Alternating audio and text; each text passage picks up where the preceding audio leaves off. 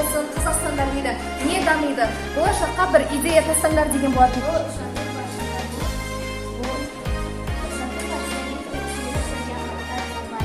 Сонда болашақта бізде Қазақстанда ұшатын көліктер жасалынады, және олар бізге болашақта ұшады деп ойлайсыңдар, иә?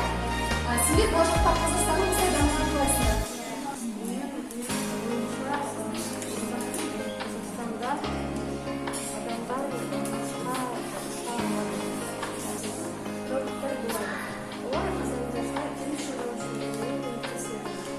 Жұмыс жасайтын адамның орнына роботтар.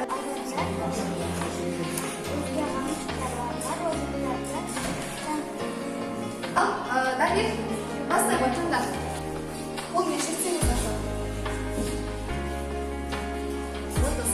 Қазақстан Республикасының ең алғашқы президенті орынға отыра ғой. Қазақстан президенті.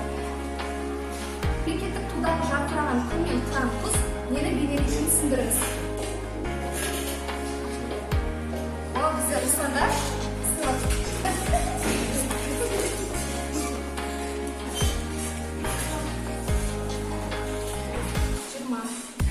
желтоқсан оқиғасында ерлік көрсетіп қаза болған қазақ жастары кімдер?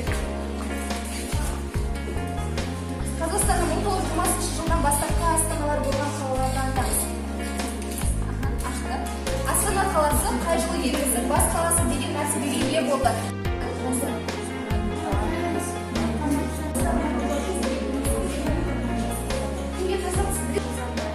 Нұрсұлтан Әбішұлы Назарбаев. Жақсы отыр. Тағы кімдай? Бірінші орын болды. Қызы орында орын болды. Одан кейін оны Астанаға ауыстырды. Астананың аты Нұрсұлтан. Жақсы. Ортаман Уәлихан. Біздің яшықтарымызбен байланыстырған ойыңыз білді.